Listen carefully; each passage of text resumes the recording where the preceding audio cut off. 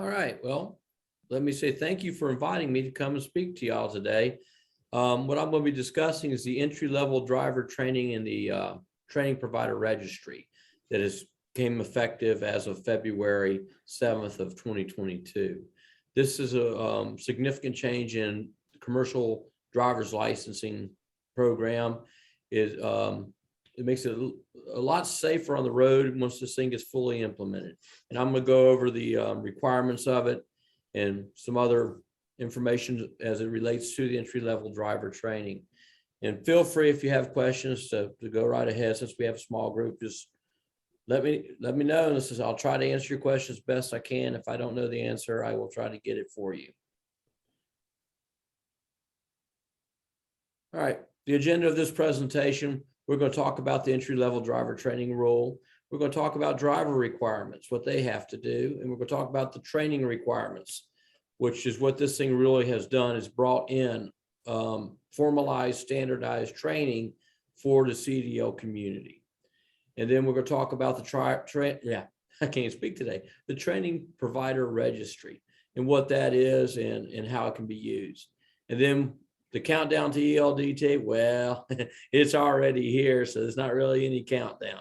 So I'll breeze through that portion, and we'll go from there.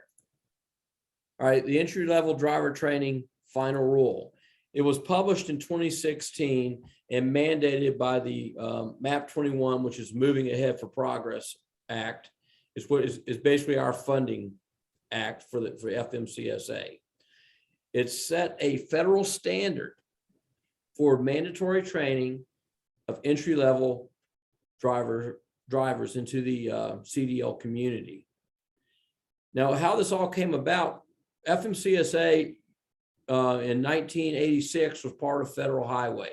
That was before we broke out from them to become our own separate agency. And there was we were tasked, basically, we were given the authority to establish minimum standards concerning the qualification of drivers. And what happened is, for many years, we played around with it. We tried to move forward with it, but it didn't get any ground. Well, in 2016, the Moving Ahead for Progress 21 authorization bill, basically Congress said, FMCSA, you are to establish this minimum training, and you were to enact it by however in so many years. So that's what happened. The Congress had mandated it, so we were forced into moving ahead with it. And this entry-level driver training is the end product of that mandate. It establishes the minimum entry-level driver training the minimum requirements that entry-level driver trainers must meet. The states may add to these requirements and adjust it to their state laws, but we have established the minimum requirements. It assures that only trained and qualified drivers receive a new CDL, a CDL upgrade, or a school passenger or hazmat endorsement. We also established a training provider registry. This right here allows us to track who is providing the training, make them self-certify that they are qualified to do such. And the compliance date was February 7th of this year. So this thing is fully operational and going forward.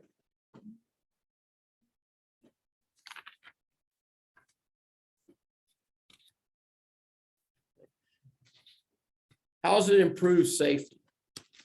Now, it's not all about just going out there making rules and controlling things. We do this for a purpose, and the purpose of this is we found that a lot of the CDL drivers, they're not trained the same. A lot of them are out there learning on their own. Some are trained by their companies. Some go to formal schools, but there was no real standardized training for an entry level into the CDL world. Well, this is what this rule does. It's going to now make sure that at least the drivers have been trained in the minimum standards to operate a CMV requiring a CDL safely. And it's going to affect your industry by, if you're trying to get CDL drivers now and you're basically growing your own, you're going to have to make sure they complete this training. Before, you could just go out there and teach them at your own leisure and show them what's important to you and teach them how to pass the skills test. And that's all that was done. Well, now we're going to make sure that they all have the same basic knowledge going forward. It sets the national baseline for entry-level driver training. Now we have set the standardized bar across the threshold for everyone to meet. They have to meet this minimum training in order to receive a CDL. It identifies standards that the training providers must meet. Now there's no more just going out and teaching them to do whatever you want them to do. They have to learn the basics, and the basics are all the same. And this way we've standardized that portion of the industry, and the trainers have to be qualified. And we set the qualifications standards for those. It gives the states the information they need to at the critical safety checkpoints. It helps us out further down the road with, like, we all know that from each state to each state, they're going to have the minimum requirements, because if we did not take this as a federal initiative, the states would set their own standards, and some of them will be a lot more stringent than other states. So it wouldn't be a fair playing field across the industry. It further ensures that drivers operate a commercial motor vehicle safely and meet their operational responsibilities. Like I said, it's going to standardize everything. It's going to teach them the basic safe operational practices.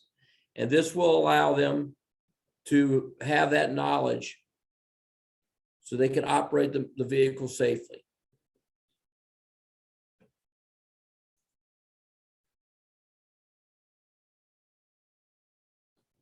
How it works. The entry-level drivers will search for in the training provider registry, and they'll find a provider in their area that can perform the functions that are necessary.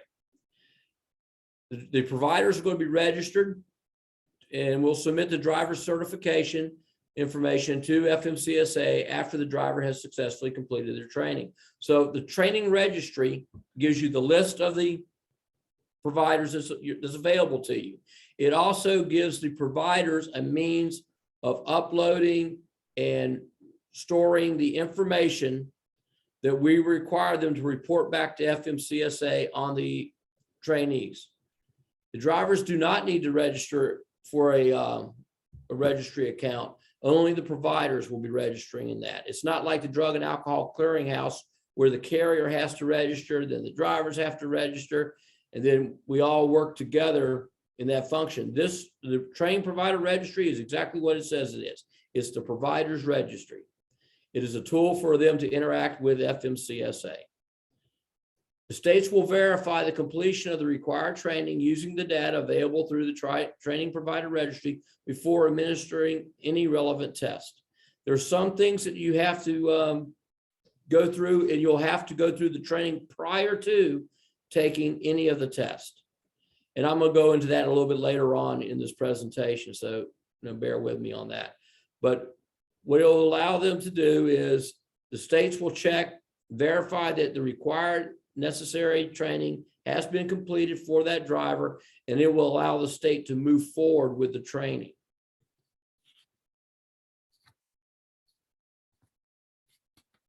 All right, what do the entry-level driver training regulations require of an entry-level driver? Well, it's going to require them, the entry-level driver training regulation, you find that in Part 380. It's right around the 600 and 700 series in Part 380. It establishes the new minimum standards for entry-level driver trainings. And basically what you got to, if you're going from a Class A or going from a Class B to a Class A for the first time, or you're trying to get a Class A or a Class B for the first time, you're going to have to complete the required training. If you upgrade, which is where I was going a second ago, if you upgrade from a B to an A, you'll have to get the Class A portion of that training. If you go for endorsements that are the hazmat, passenger carrier, and school bus endorsements for the first time, you'll have to complete the training. Now,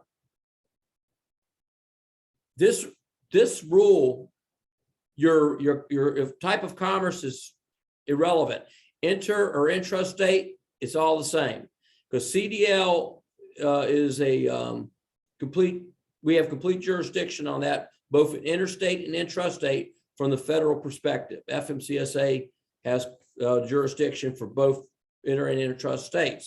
So if you go out here and you're going to be driving intrastate, and they're going to put that K restriction on your license saying intrastate only, you still have to meet the federal requirements for the entry-level driver training. Because once again, the purpose of it is to ensure that all CDL drivers have a minimum baseline standard for training, that we're all trained the same and we all possess the same skill set, or at least have the potential to have the same skill sets. There is no requirement for Class C CDLs to go through entry-level driver training. The big thing for when you're dealing with the Class Cs will be if you need an H endorsement or a P or S, then you'd have to go through that particular endorsement training. There is no exception for this. We don't have any exception for types of industry or commodities or anything like that. Like you see a lot of agricultural exceptions and anything like that. If you are required to have a CDL, if the state requires you to have it, the Fed requires you to have it, you have to comply with entry-level driver training. There is no getting around that part. Even if you're a custom harvester or something, you only do it once or twice a year, you're still brought into this world, because there's nothing to say that the driver who is trained with that CDL is just going to stay in that industry. Because once you get the CDL, you can do whichever class vehicle for whatever industry you wish. Oops, sorry. The rule does not apply. This is where it does not apply. This is the important part for a lot of you guys. The rule does not apply for those who hold a comparable CDL prior to the entry-level driver training. So if you ever had a CDL issued to you prior to February 7th of 2022, your grandfather, you do not have to go through entry-level driver training. If you don't meet if are not required by the state, if the state had some sort of waiver or exemption for you to have a CDL, which it means you do not need the CDL, they're not going to require you to obtain a CDL, then you do not need entry-level driver training. Individuals for whom the states have waived the skills test under Part 383.77, that's going to be basically your military waiver. Some of those guys have been driving vehicles that are compatible with the Class A's and B's in the civilian world, and that's where that comes into play. They have to fill out some paperwork and get certified that they operated this specific style of a vehicle for the military, and then we will, the states are permitted to waive the skills test for those individuals. Applicants who obtain a CLP, a commercial learner's permit, before February 7th. So as long as that permit is not expired, okay, they would not have to undergo entry-level driver training. If you're removing a restriction, let's say I took my test in a automatic truck tractor and I want to be able to drive a manual, I don't have to go through entry-level driver training. I just have to pass the skills test in the appropriate representative vehicle. And if you're reinstating a CDL after a period of disqualification, you had some bad luck, you got a couple of speeding tickets or unsafe moving tickets that were of a nature that would cause you to be disqualified, we're not going to require you to undergo entry-level driver training in order to reinstate your CDL. So that's one of the big things. The regulations for this, like I said, are found in 380.600 to 380.725 of the 49 CFR, 49 Code of Federal Regulations. That's your, basically, that is your long combination vehicle and vehicle training sections. And if you ever want to know what it, you know, and you're really bored and you want to see what this actually entails, just go to the FedReg's website and go and read through those particular sections. And it'll give you a good idea of what all it is required. I'm gonna go over some of it today, but if you want an in-depth look, you can do that. It also tells you in the appendices the requirements for each class of vehicle and it gives them basically what the syllabuses have to include for entry-level driver training. All right, an entry, if you look under in 380.605, that's where you're going to get the definitions. And everything we do, we define it. We tell you what it is. And this is what we've defined an entry-level driver as. It's an individual who must complete a CDL skills test under 383.71 prior to receiving a CDL for the first time, upgrading to a Class A or a Class B CDL, or obtaining a hazardous materials passenger or school bus endorsement for the first time. Those are your key words, for the first time. If you had it before, you do not have to do it again as far as entry-level driver training. You can go and complete the normal process as we've done in the past. You'll probably, you'll have to do the skills test, you'll have to do a knowledge test, but then you move forward instead of having to get the required hours of training and going through the entry-level driver training process. And then once again, it also says if you're trying to remove a restriction. What are our training requirements? You have to have theory and behind the wheel. Theory can be done online. It can be done in person. It's just basically giving you the basics of what's going on. Just like when you start a job, you got to learn a little bit about how things work before you actually go out and do it. It's lecture, it's computer-based, it's online. It can be used through a simulator, but they have to have a written evaluation, and they have to score at least 80%. And the training provider will have to maintain that record, and they have to be able to produce it to us if we want it. They have to put the scores in the provider registry so the state can go and pull that information to ensure that the applicant driver is qualified to move forward. The training topics include your basic operation, safe operational procedures, advanced operational procedures, vehicle systems and reporting malfunctions, and non-driving activities such as hours of service.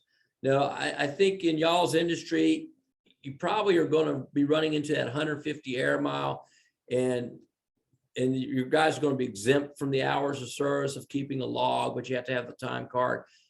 But once again, this is set a standard base for all CDL drivers. And if the driver that you have decides he wants to go become an over-the-road driver, he needs to understand the basics of hours of service. So that's why that's kind of tucked in there.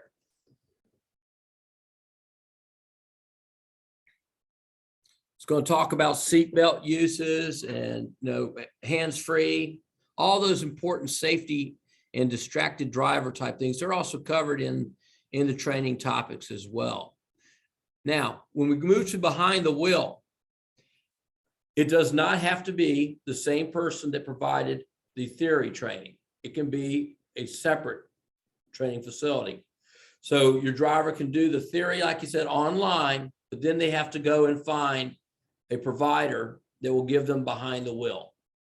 And this is where they're actually going to go out and operate that CMV and gain some of the practical experience of how it handles, how to work it, and how to drive it proficiently. I'm going to go into this a little bit more as these slides progress, so I'm going to kind of breeze through it right now. There's two parts of behind the wheel. There's the range, which is your backing maneuvers and all that good stuff. And then there's on the public road. There are no minimum number of hours. We did not say that as part of entry-level driver training, they have to have 40 hours behind the wheel. That's not there, not from the federal perspective. We don't require it. We just say they have to be able to do this and prove proficiency. So if you had a guy who, drove on his daddy's farm since he was 16, but never got on a public roadway, but is well versed in the operation of a tractor trailer or a combination vehicle or a large single vehicle, he may be able to progress through this portion of the training rather rapidly. And that's one of the reasons why we did not put the hour requirement in there. It's all based on the individual applicant. If they catch on quick, they can move ahead quicker. If they're a little slower at the get-go and they need a little more time, this allows for that as well. It's going to basically teach the vehicle control skills, your backing, parallel parking, all the stuff they use on that roadside skills test. You're going to be able to practice there, the offset parking, alley docks, things like that. This is going to allow them to smooth their skills out. So when they go take that skills test, they'll be able to effectively maneuver through that course. The theory and the behind the wheel trainings may be delivered by different training providers. I've already discussed that. Both providers must be. They have to be registered on the registry. If they're not registered on the registry, it's not going to do you any good because that training will not be uploaded for the DMV to check. Both the training providers will separately submit their driver training information. So if you do split them up, the theory people are responsible for putting in what they've done in the registry. There is a timeline that is given to them for when they're supposed to have this uploaded, which I'll get into a little bit later on for both of them. They have so long after you complete that training to enter your driver's information into the registry so that the state can pull it. The behind the wheel range and public road trainings must be provided by the same provider. You can't split the behind the wheel up. It's got to be by the same provider. Driver and trainees must complete both the theory and the behind the wheel portion within 1 year of each other. So if Bill Anderson goes out I want to become a truck driver, I go take that theory online, I pass it with a 82, but I'm like, well, I find another job real quick and I start working on that and I just kind of keep putting it off and putting it off and putting it off. And then by the time I'm ready for the behind the wheel, a year's lapsed, I have to go back and take the theory all over again. You got 1 year to get both sets of training done, the theory and behind the wheel. Public road. Instructors must cover all topics listed and determine document each of the driver training has demonstrated the proficiency in all elements of behind the wheel curriculum, unless otherwise noted. And if you go into Part 80, just like I said, you see Appendix A and B, that's going to talk about what the requirements are, what they have to be taught. And they have to meet those minimal standards. They can add to, the state can require them to add to, but they can't delete from. So they have to meet those minimum standards there. The proficiency completion of the behind the wheel portion of the circula is based solely on the driver, the training instructor's assessment of each driver's performance. So the trainer, this is why they have to self-certify and basically attest to their ability to train, that they have the experience, knowledge, and capability to teach someone these skills, because they're going to have to judge and assess that individual driver's abilities. Once they do that, they upload their assessment into the training provider registry. It does not allow, the final rule does not allow for test outs. Like, I'm that guy who's been driving on the farm for 20 years. I can go up there and say, look, I don't need this class. I've been doing this for years. I just never got the document, but I can do it. And I can go out there and I can show them I can do it. No, you can't just go and test out and drive. He has to go through the training. He has to cover all those basics that are talked about in the appendices. So there is not going to be any, testing out per se on either the range or the public road. They'll have to go out there and go through it. Virginia is requiring Class A driver training schools to meet the ELDT requirements. Virginia law basically says government entities, Class A driving schools, and institutes of higher learning, your community colleges basically, are the only allowable training providers. Right now they're in the process of reviewing that law to try to bring it more into compliance with the federal goal. But it's, like I said, they can add to but can't delete from. They're making it more stringent. So this is completely acceptable by them if they want to keep it the Class A driving training school. But right now I know they're looking into reevaluating that. Now, if the driver obtains their permit from their state of domicile, if it's a Virginia driver, and they are, Virginia says you have to have 40 hours of behind the wheel training. Okay, that's Virginia's prerogative. But if that driver goes to North Carolina and receives the training, the state cannot, and North Carolina does not require 40 hours. They're following more the federal minimum standards. When he comes back to Virginia to obtain his CDL, Virginia can't say, well, that's all well and good, but we want you to have 40 hours. If the training came from a third-party provider in another state, they have to accept it. One of, my little cheat thing here tells me they use California in that regard. And it's basically California would have to allow the driver to proceed with testing without reaching their minimum hours. And that's basically how this works. It keeps the states from being able to not accept something from another state. The CDL program is supposed to be uniform. You can make your applicants, provide more training, but if they go to a comparable state, which is is part of the CDL program with us, such as basically every state, none of them are not certified, they'll have to accept that training.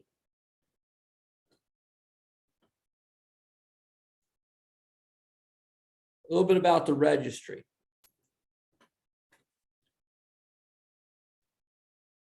It lists all the training providers that are eligible. So you can go in there if you're trying to help your driver out. You can go in here onto the registry and search and find a training provider in your local area, or who can provide you what you're looking for, the cost that you're looking for.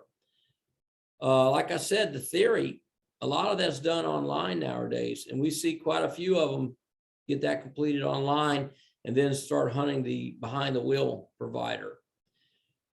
It retains the records of the drivers that have successfully completed the entry-level driver training. This is where all this stuff will come into play. This is basically like a database of sort. It has the providers in it, but then allows the providers to record the driver information so the states can access the registry to verify the training, and we can access the registry to ensure that the program is being properly managed by the states, and that the training providers are following the rules as they're required to. The train, let's see, when you go in there as a applicant into the training provider registry, and you're signing up, you're self-certifying. You go out there, you're going to complete the application, and you're going to certify that you, through your training and knowledge and skills and proficiencies, you're able to provide this training. It's a lot like how we do the annual inspectors and the brake qualifiers from the federal end. We have no federal certification. We don't say, no, you are now federally certified to do annual inspections. Same deal here. We're not going to certify these providers. They're going to self-certify. And if through our process of monitoring and evaluation, we find them to not be certified, then there's a process we follow to remove them from the registry. The entities listed in the FMCSA Training Provider Registry may include training schools, your Class A schools that you see out here all the time. I won't mention any of the names because, you know, don't want to say I'm endorsing them. But you got that. You've got your educational institutions. A lot of your community colleges offer CDL training. Rural electric cooperatives, electronic cooperatives, motor carriers, state and local governments, school districts, joint labor management programs, owner operators, and individuals. So if, as you see, the ability to train is put out there for just about anybody can do it. You just have to make sure that you meet the minimum certification standards. And if you're found not to be, you know, it can be a problem. This is how it works. The driver goes out here, he searches the registry, finds who he wants, goes to him, completes the training. Upon successful completion of the training, that provider will electronically submit the driver's training data into the registry. This will allow the state, well, FMCSA will retain the driver data in the training provider registry. We maintain the registry. That is us. We don't have a state do it or anything like that. That's a federal registry. The state can then query the registry to pull that driver's information and see, did he complete the required training? Did he pass the required training? All that good information. And then they can move forward with the credential issuing process. He can go take the knowledge test for the HM endorsement. He can go take the basic skills test for all the Class A, Class B, PNS endorsements and classes.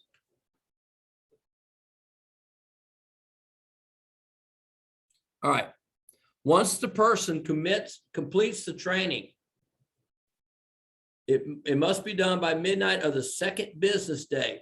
That training provider registry must register, training provider must upload that driver's training record into the registry basically within 2 days. Yeah, they have 2 days, midnight the second day. So if you got a guy who's out there and he completed a week ago and DMV still can't find it, and you know, that falls back on the provider. It's not DMV's fault, it's the provider. So what you might need to do, if that's one of your people, is you might want to reach out to me and let me know. And I can look into it and see, you know, first of all, why it's not there. And I can talk to the provider and find out what's going on. And if these providers continually miss that deadline, they're not in compliance. And then they're going to lose their ability to be on the registry, which will prevent them from providing the service.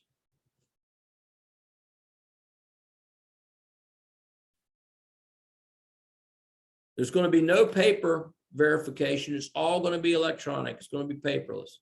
All this will be done through the registry. So even if that provider gives the guy a written statement saying, oh, here's your certificate of completion, if it's not in the registry, it's not going to go.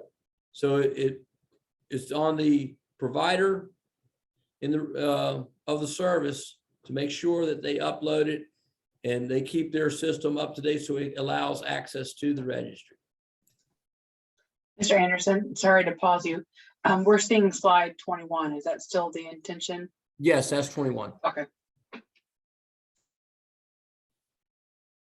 When they register, this is going through the provider's process. It's authorized to provide that you're registering with the FMCSA. You're saying you're authorized to provide entry-level driver training, and you must be registered. During the registration, you self-certify. The only registered training providers will be listed in the training provider registry website. It's publicly viewable now. It's already up and running. It's been working since February 7th.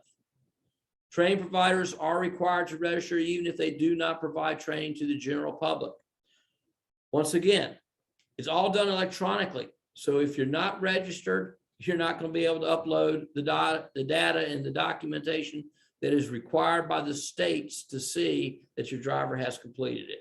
So you have to be registered if you're going to be doing this training at your level.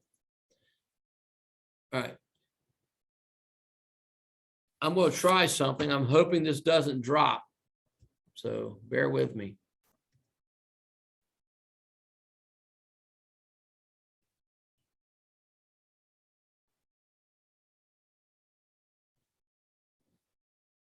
Can you still see my slides? Yes. Okay. All right.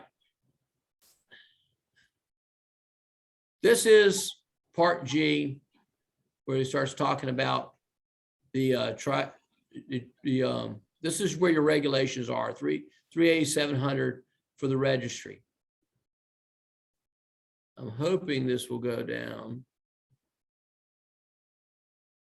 Like I said, this is always something, if you're really bored or you want a good night's sleep, take a few minutes to try to read this. It's all legalese. It's written by lawyers for lawyers, but it gives you the outline. Now, here's what I wanted to show you. Appendix A of Part 380 is your Class A curriculum. This is where it talks about what must be done for the Class A. Shifting operation of transmissions, backing and docking, coupling and uncoupling. All these things must be taught, and they must show the proficiency in any of the operational aspects of it. So this will give you a good idea of where to go to look to see what your potential employees, if you're trying to get them trained up, are going to have to be able to do. And it goes all the way through. This is the Class A. And as we go through it all, we'll go to Class B. And then he'll talk about the endorsements.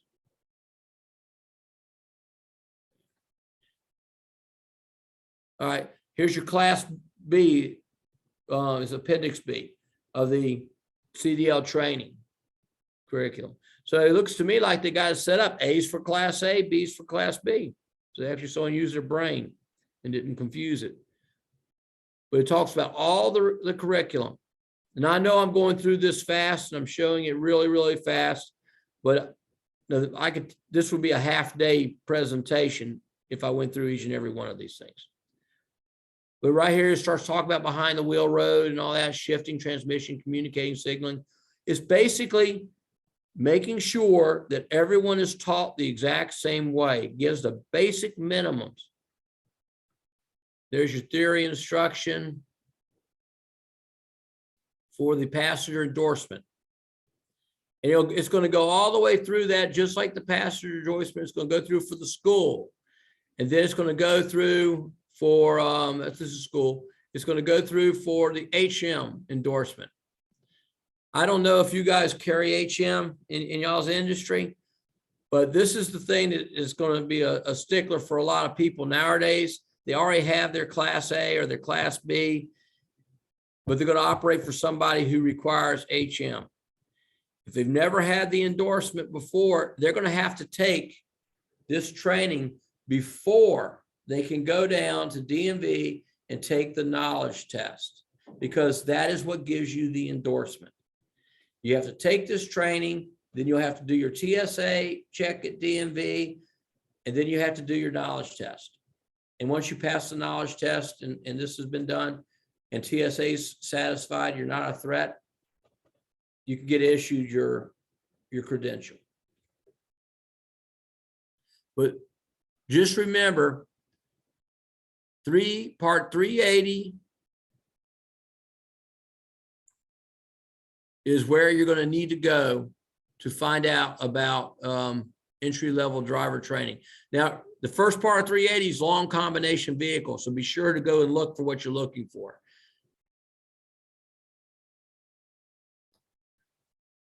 All right. Like I said, there is no required minimum number of hours. Your proficiency is going to dictate how long you have to practice and go through the classes.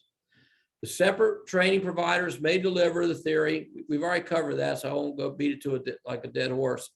But just remember, the big thing is you got to complete both the theory and behind the wheel within 1 year. The behind the wheel, the range and road tests must be performed by the same provider. Theory can be whoever you want. Doesn't matter. You can use one-stop shop. One that can do the theory and the behind the wheels, range and road, and you're good to go. But you don't have to.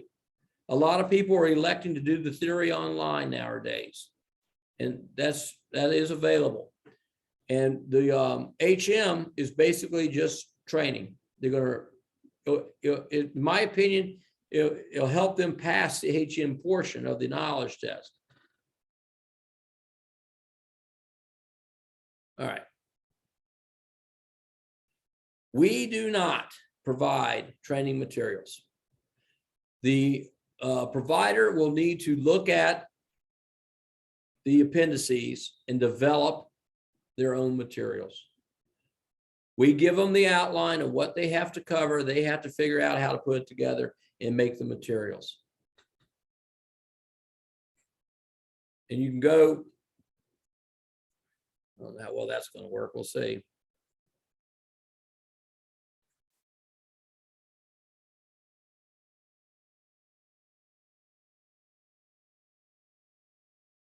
Try it.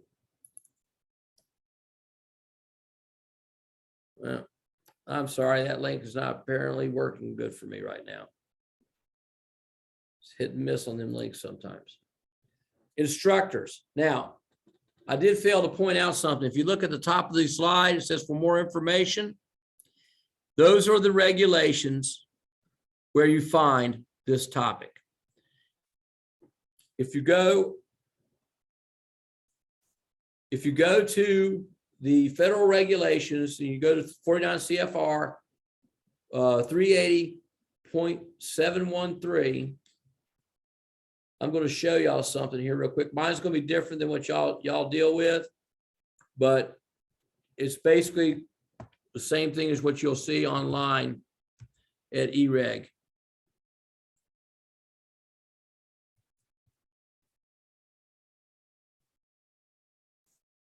All right. It has, when you go to 700, talks about the scope. It's going to tell you the rules, what they're established by, and its purpose, what its purpose is. Oops.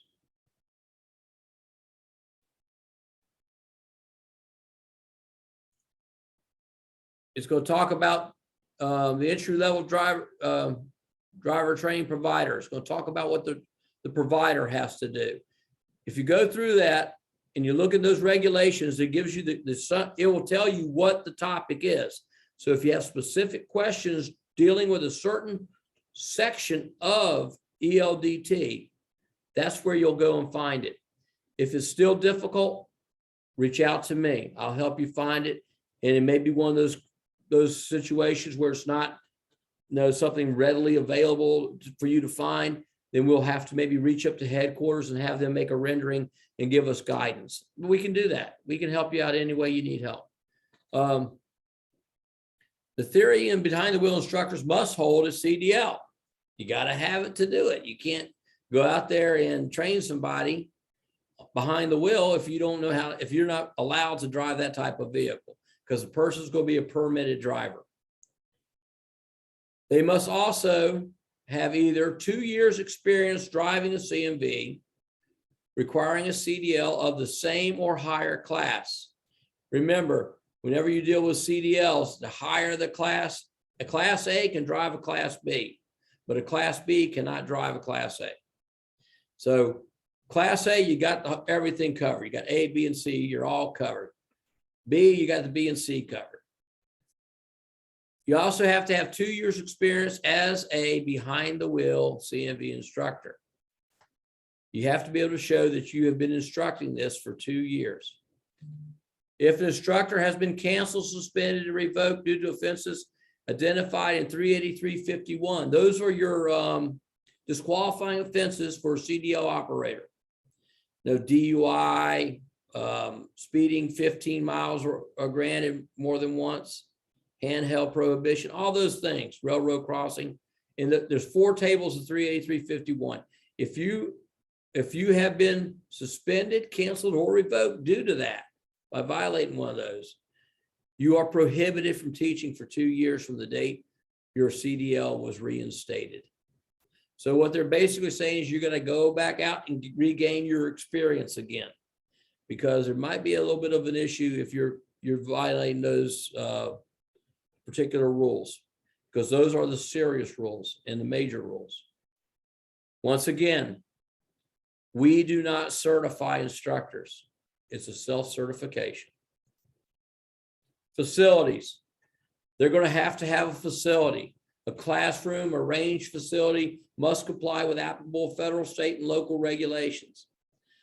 If DMV says that a Class A school has to have so many square feet for a classroom, or the range that you drive, you can't do the backing maneuvers adequately, you might be prohibited. DMV might say, no, we're not going to accept this.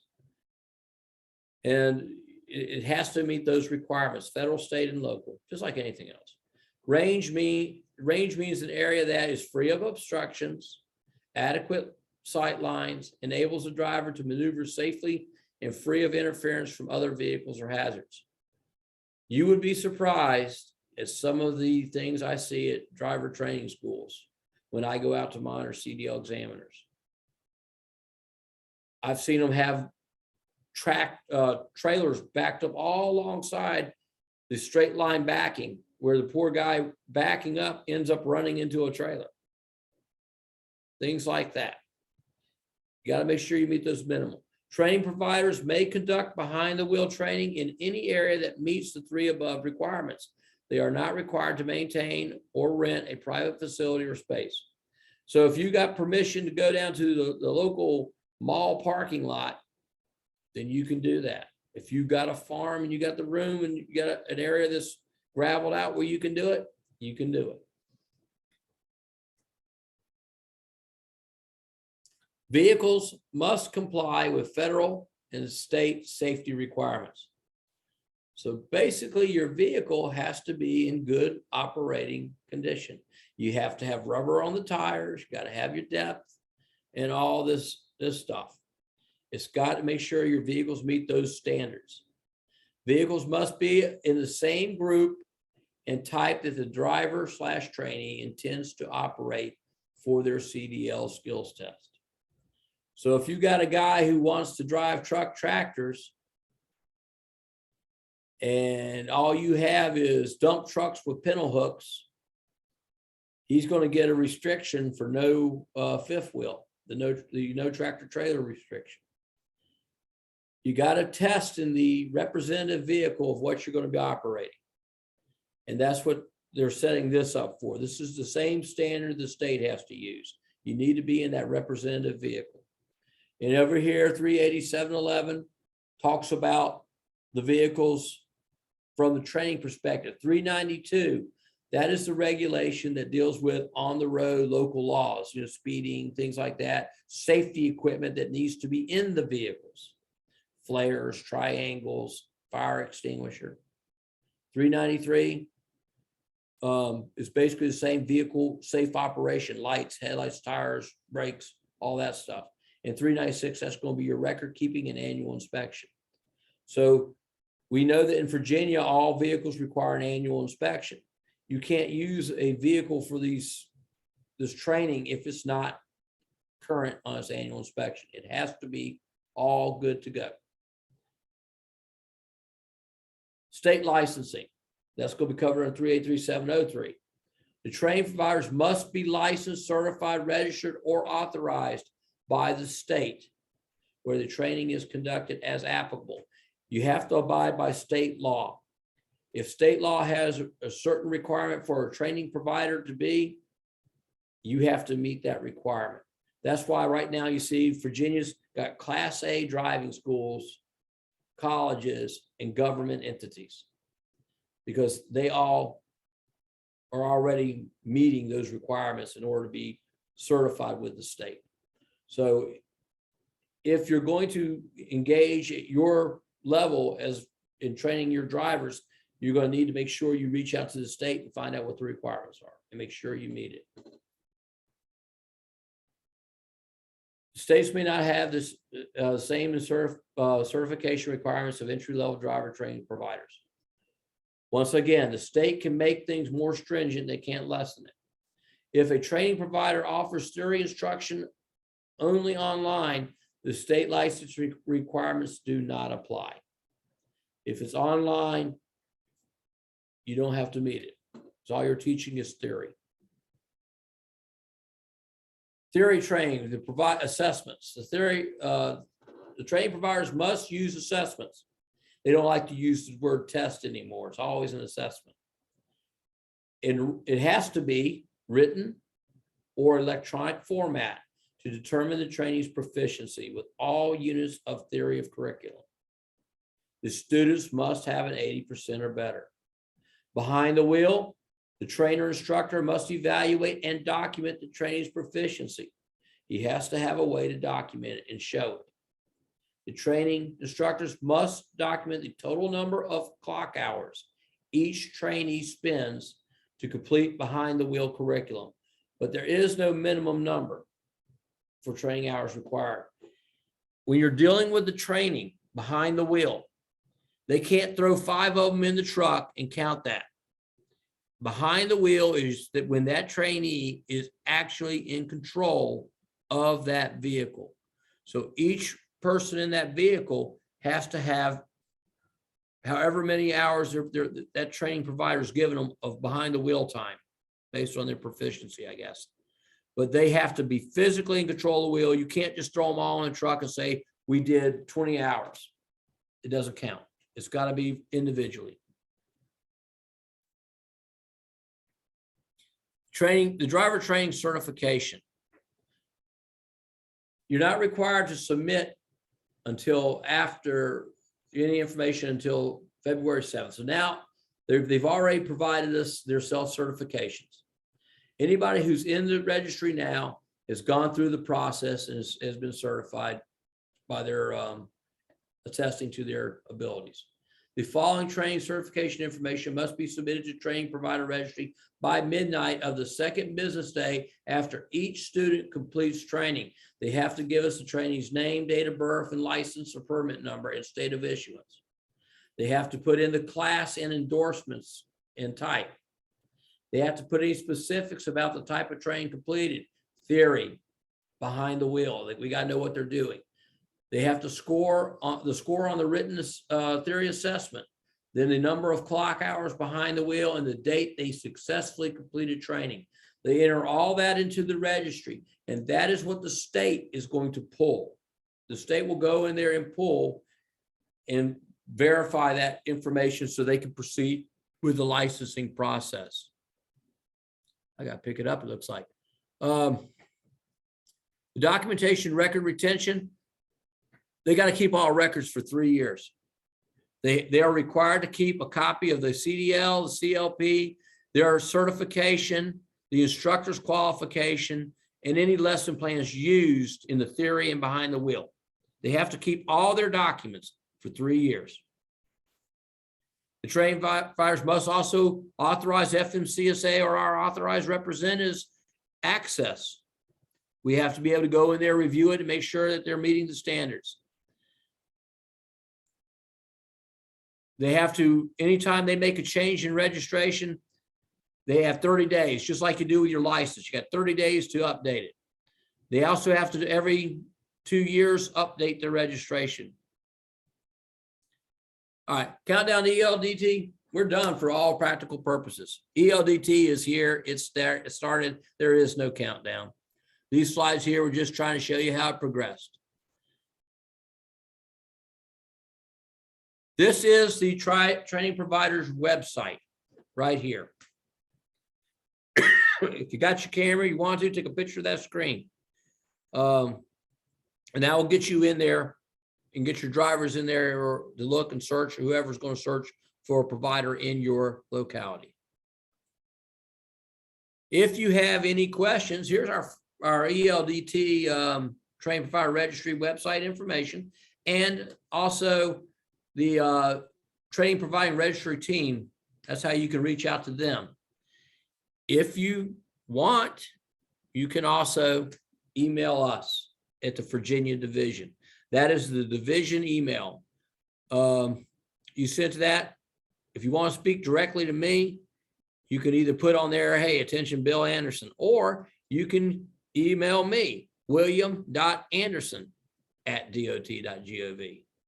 First name, period, last name @dot.gov. And I will do everything in my power to help you get the information that you need. Do I have any questions?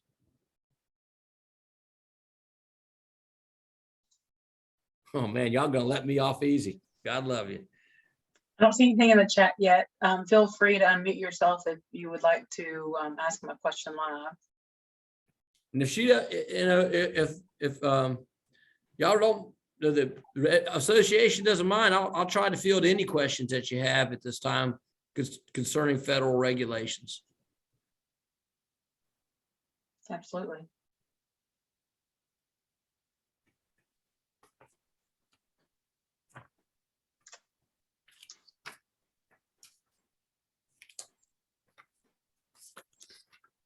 Looks like we've got one trying to unmute themselves. All right. I'm more of a in-person type person. I'm not really good sitting behind a computer screen talking to a picture. So just, I apologize for any stumbling or stuttering that I did.